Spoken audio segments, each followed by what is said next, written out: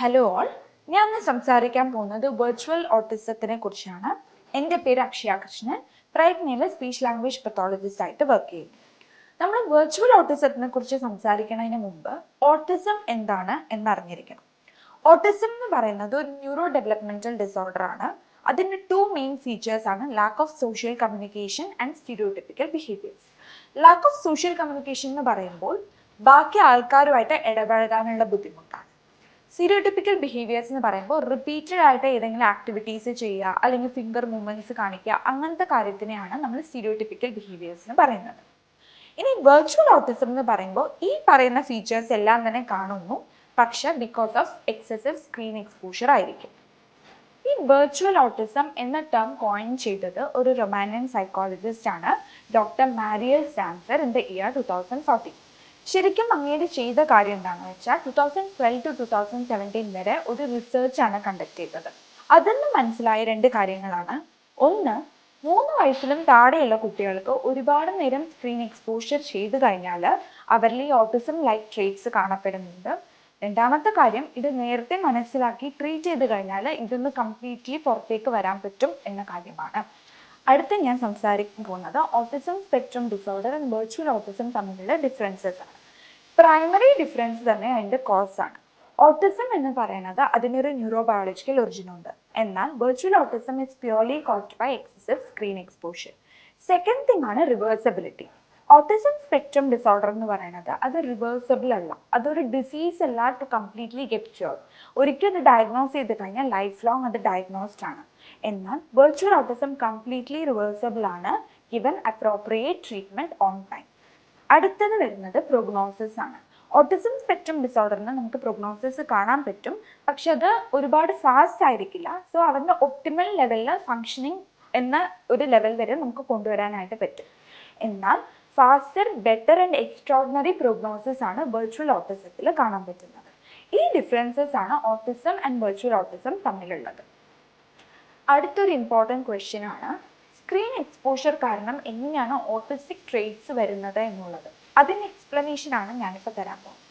So first feature ഞാൻ പറഞ്ഞത് lack of social communication.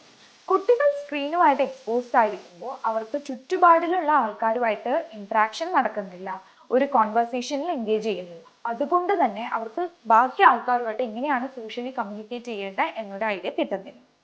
Second thing ആണ് സ്റ്റീരിയോടിപ്പിക്കൽ ബിഹേവിയേഴ്സ്. നമ്മുടെ ഹ്യൂമൻ ബോഡിയിൽ മൊത്തം 8 സെൻസസ് ഉണ്ട്. അതെല്ലാം എപ്പോഴും ഈക്വലി സിമുലേറ്റഡ് ആയിരിക്കണം എന്നുള്ളതാണ്. പക്ഷെ കുട്ടികൾ സ്ക്രീനുമായിട്ട് എക്സ്പോസ്ഡ് ആയിരിക്കുമ്പോൾ അവർക്ക് visual simulation and auditory simulation മാത്രമേ കിട്ടുന്നുള്ളൂ. അതായത് അവരത് കാണുന്നു, അതുപോലെ തന്നെ അതിൽ പറയുന്നത് കേൾക്കുന്നു എന്നത് മാത്രമേ നടക്കുന്നുള്ളൂ. ബാക്കി ടച്ച് ആണെങ്കിലും സ്മെല്ലാണെങ്കിലും ടേസ്റ്റ് ആണെങ്കിലും ഒന്നും തന്നെ അവർക്ക് അതൊന്നും കിട്ടുന്നില്ല. അതുകൊണ്ട് തന്നെ അവരുടെ ബാക്കി സെൻസേഴ്സ് എല്ലാം തന്നെ അഫക്റ്റഡ് ആകും. ഫോർ എക്സാമ്പിൾ, നമ്മളൊരു കാറ് കൊടുത്തിട്ട് കുട്ടിയോട് കളിക്കാൻ പറഞ്ഞാൽ കുട്ടിക്ക് കളിക്കാൻ അറിയില്ല, കാരണം കുട്ടി അത് കണ്ടിട്ടില്ല, എങ്ങനെയാ അത് ഓടിക്കാമെന്നൊന്നും അറിയില്ല.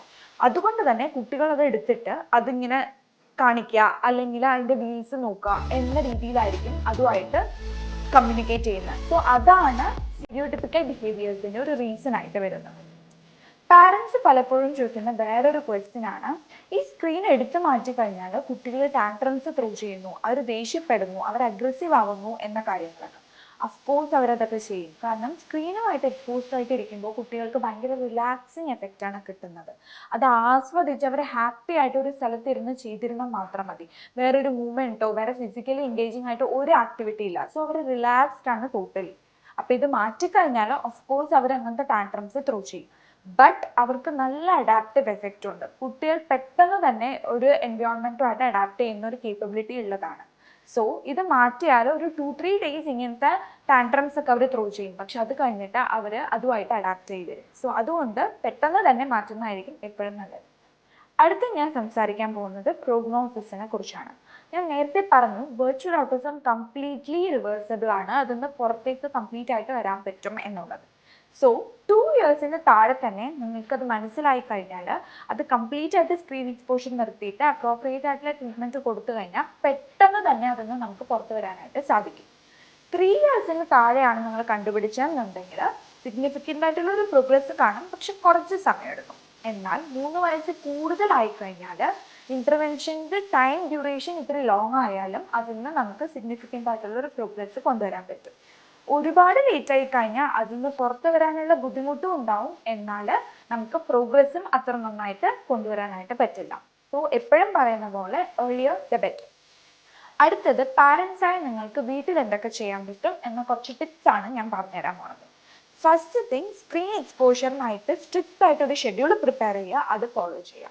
സെക്കൻഡ് തിങ്, കുട്ടികളുള്ള സമയത്ത് പാരൻസായി നിങ്ങൾ ഫോണോ ലാപ്ടോപ്പോ ടി വിയോ യൂസ് ചെയ്യാതിരിക്കുക. തേർഡ് തിങ്, കുട്ടികളുടെ വിഷ്വൽ കോൺടാക്റ്റിലെ ഗാഡ്ജറ്റ്സ് ഒന്നും ഇല്ലാത്ത രീതിയിലാക്കാം. ഫോർത്ത് തിങ്, കുട്ടികളിലെ മാക്സിമം ഫിസിക്കൽ ആക്ടിവിറ്റീസ് ഇൻവോൾവ് ചെയ്യാനായിട്ട് നോക്കാം. വാക്കിംഗ് ആണെങ്കിലും റണ്ണിങ് ആണെങ്കിലും സ്വിമ്മിങ് ആണെങ്കിലും അങ്ങനത്തെ ആക്ടിവിറ്റീസ് ഇൻവോൾവ് ചെയ്യും.